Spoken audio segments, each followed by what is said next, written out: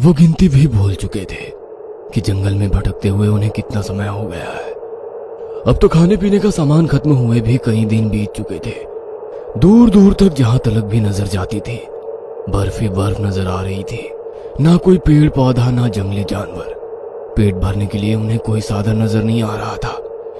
पेट की भूख अब बर्दाश्त से बाहर होती जा रही थी। पैर में चोट लग जाने के कारण 5 लोगों के ग्रुप से जॉर्जिया पीछे छूट गई थी। भूख प्यास से सभी इतने बेहाल थे कि किसी को पता ही नहीं चला कि कब जॉर्जिया ग्रुप से पीछे रह गई। अंधेरी रात में बर्फ के रेगिस्तान में अकेले दर्द से कराती जॉर्जिया को अचानक ही अपने पीछे एक साया सा महसूस हुआ। कौन है वहां? जॉर्जिया ने देखा अंधेरे में कोई नकाबपोश हाथ में चमकता हुआ चाकू लेकर उसकी ओर बढ़ रहा है। इससे पहले कि जॉर्जिया संभल पाती, एक तेज धारदार चाकू ने उसकी गर्दन धड़ से अलग कर दी थी। जॉर्जिया को मारने के बाद जॉन ने उसके शरीर के छोटे छोटे टुकड़े कर दिए और आग जलाकर उन्हें भूनने लगा। कुछ पलों के बाद वो एक जानवर की तरह जॉर्जिया का मांस चबा रहा था। उसके शरीर, मुंह और कपड़े हर जगह खून ही खून दिखाई दे रहा था। भूख ने जॉन को एक दरिंदा बना दिया था। जॉर्जिया को मार के खाने के बाद उसके अंदर इंसानियत खत्म हो चुकी थी। उसके भीतर के जानवर के मुंह में खून लग चुका था। अपनी भूख मिटाने के लिए एक एक करके उसने अपने ही 3 साथियों को मारकर खा लिया था। अब उसके पास चौथा और आखिरी शिकार बचा था, वो था रॉनी। गहरी काली रात थी, क्षितिज चांद में चमक रहा था। बर्फ के ढेर पर निठाल सा बैठा जॉन भूख से बिलबिला रहा था। अचानक ही अपना चाकू उठाकर वो रॉनी की ओर बढ़ गया। चाकू रॉनी के हाथ पर लगा और उसका हाथ कटकर दूर जा गिरा। ये क्या कर रहे हो जॉन? इसका मतलब तुमने ही पूरे ग्रुप को मार डाला है। लेकिन क्यों? मैं पूछता हूं, क्या मिला तुम्हें सबको मारकर? क्या मिला? खाना मिला। मार कर खा गया मैं सबको। तुम तो वैसे भी भूख से मरने ही वाले हो। मेरे काम आ जाओगे तो क्या बिगड़ जाएगा? क्या कहा? छी, तुमने सबको मारकर खा लिया। आई कर्स यू जॉन, अपने दोस्तों को खाने वाले जानवर। तुम्हारी भूख कभी नहीं मिटेगी। तुम एक भूखे कमजोर जानवर बनकर यूं ही इस बर्फ में सड़ते रहोगे। हमें खाने में बहुत मजा आ रहा है ना? तुम्हारे शरीर को सैकड़ों कीड़े हर पल खाएंगे। न जी पाओगे, न मर पाओगे, बस सड़ते रहोगे यूं ही। रॉनी की बात सुनकर जॉन को गुस्सा आ गया और उसने चाकू को सीधा उसके सीने में उतार दिया। रॉनी एक भयानक चीख के साथ जमीन पर जा गिरा। जॉन को अपने दोस्तों को मारने का कोई अफसोस नहीं था। जंगली जानवर की तरह उसने रॉनी के शरीर को भी कुछ ही मिनटों में फाड़कर टुकड़े टुकड़े कर दिया था। न जाने ये रॉनी के श्राप का असर था या जॉन के अंदर के जानवर का वहशीपन कि आज जॉन ने मांस को भुने बिना ही यूं ही कच्चा खाना शुरू कर दिया। उसके हाथ में पकड़े मांस से खून टपक रहा था और जॉन उस टपकते हुए खून को देखकर पागलों की तरह हंस रहा था। जॉन, छोड़ दो उसे, छोड़ दो, छोड़ दो। शुभ की चीख सुनकर उसके दोस्त प्रशांत ने उसे झिंझोर कर उठाया। अबे उठ जा, कॉलेज नहीं जाना क्या? किस जॉन को बुला रहा था बे? अरे यार, आजकल मैं इंग्लिश नॉवेल द कैनिबल पढ़ रहा हूँ। उसमें ऐसी ऐसी चीज है कि मेरा दिमाग ही हिल गया है। लगता है अब तो सपने में भी मुझे वही सब दिखाई दे रहा है। अबे कम पढ़ा कर इंग्लिश नॉवेल। और ये कैनिबल जैसा कुछ नहीं होता। कोई अपने ही दोस्तों को मारकर खा सकता है क्या? इट इज टोटली फुलिश यार, फैंटेसी है यार। बस पढ़ और एंजॉय कर, ज्यादा सीरियस मत ले। चलो ना यार, अपन लोग मिलकर हिमाचल में नाइट आउट करते हैं। भाई अगर सच में कोई कैनिबल आ गया तो हम चारों मिलकर उसे खा जाएंगे। हम किसी कैनिबल से कम है क्या? शुभ की बात सुनकर सारे दोस्त हंसने लगते हैं। अगले ही सप्ताह में शुभ का जन्मदिन था। उन चारों ने शुभ का जन्मदिन हिमाचल के रोहतांग के पास बने घने जंगल में मनाने का प्लान बनाया। सभी जरूरी चीजें गाड़ी में रखकर वे चारों कैंपिंग के लिए निकल गए। जनवरी का महीना था, बर्फीली हवाएं चल रही थी। उन चारों ने आग जलाई और उसके पास घेरा बनाकर बैठ गए। सबसे पहले उन्होंने साथ में लाया हुआ चिकन आग में भूना और फिर बियर पीने लगे। रात के तकरीबन 11 बजे उन्होंने केक काटा और फिर वे आग के पास बैठे काफी देर तक गप्पे लड़ाते रहे। बाहर बढ़ती ठंड अब बर्दाश्त से बाहर हो रही थी। हाथ पैर सुन्न हो रहे हैं यार, चलो अब टेंट में चलते हैं। रात के 11 बजे के करीब वे चारों टेंट में आकर सो गए थे। शुभ और कुणाल एक टेंट में थे और प्रशांत और ऋषभ अलग टेंट में। गहरी नींद में शुभ को एहसास हुआ जैसे कोई भारी भरकम सी चीज जमीन पर रगड़ रही हो।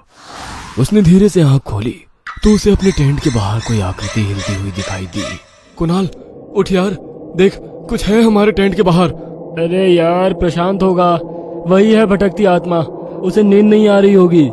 नहीं यार, कुछ और ही है, बाहर से बहुत गंदी बदबू आ रही है यार। शिट, हमने फॉरेस्ट डिपार्टमेंट से परमिशन नहीं ली थी, उन्हें पता तो नहीं चल गया हमारे कैंप का।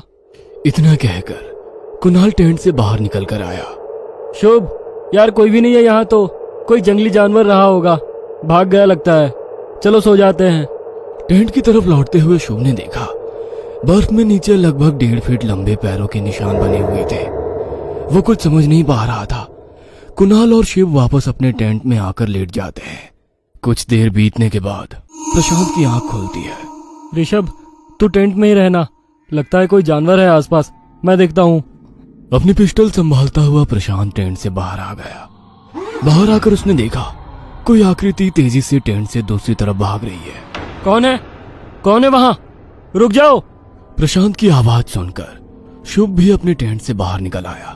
सामने देखा तो ऋषभ भी परेशान सा खड़ा नजर आया। क्या हुआ ऋषभ, कहाँ है प्रशांत? यार पता नहीं, कुछ था वहाँ, कुछ 10-12 फीट ऊंचा उस तरफ भागा तो प्रशांत भी उसके पीछे पीछे दौड़ गया। भाई मुझे तो डर लग रहा है। डर क्यों रहा है यार, जानवर आग के पास नहीं आते, चल आग जलाते हैं। भाई जानवर नहीं था वो, कोई जानवर 12 फीट होता है क्या?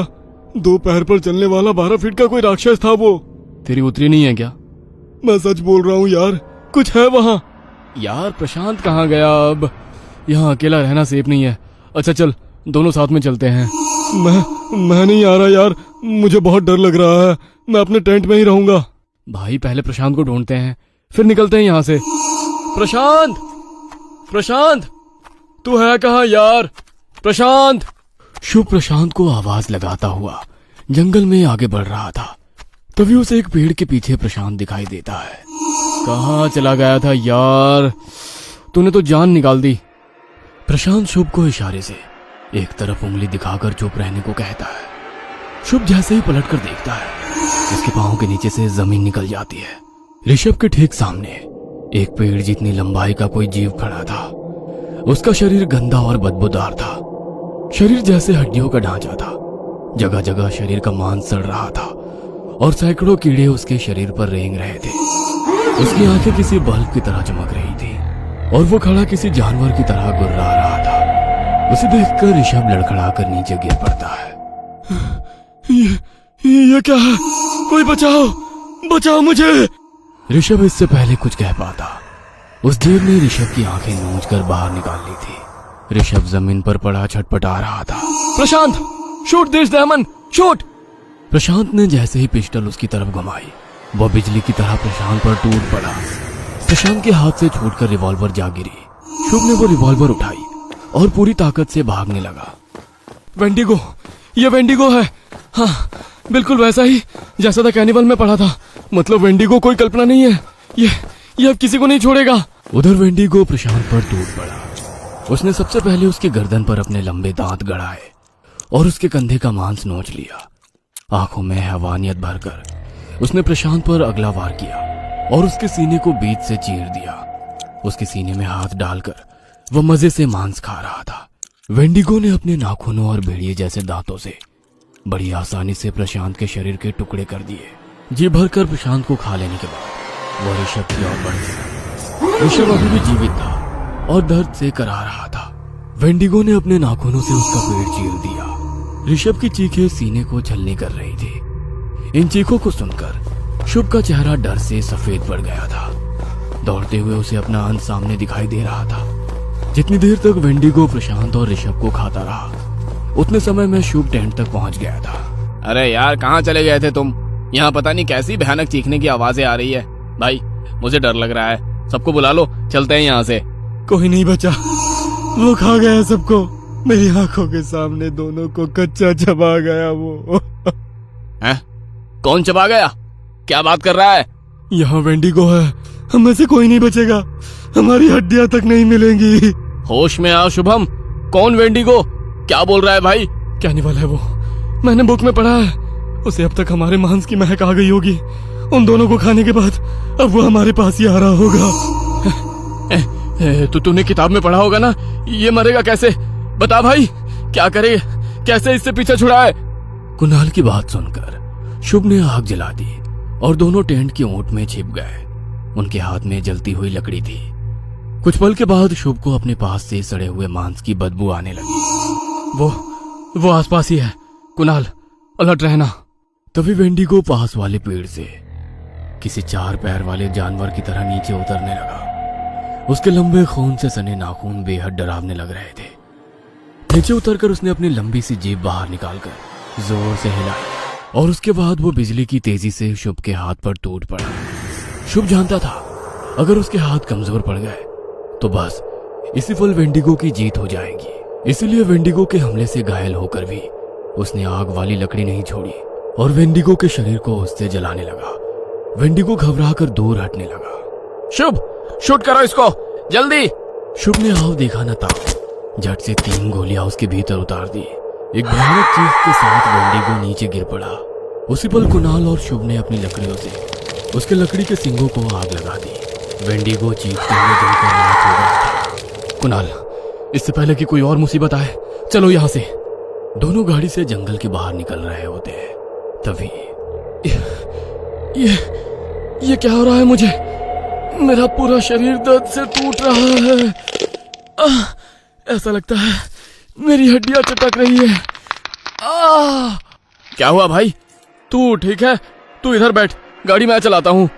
गाड़ी रुकवाकर कुणाल ड्राइविंग सीट पर बैठने के लिए आता है तो देखता है गाड़ी के अंदर शुभ तो है ही नहीं, बस एक वेंडिगो ड्राइविंग सीट पर बैठा गुर्रा रहा है।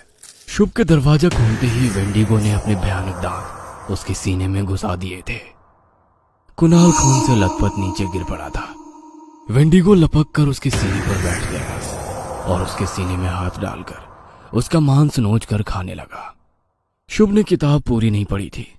किताब के पेज नंबर 105 पर लिखा था, वेंडिगो का अंत नहीं किया जा सकता। ये कोई जानवर नहीं, एक श्राप है। वेंडिगो को मारने वाला ही इस श्राप का अगला शिकार बन जाता है।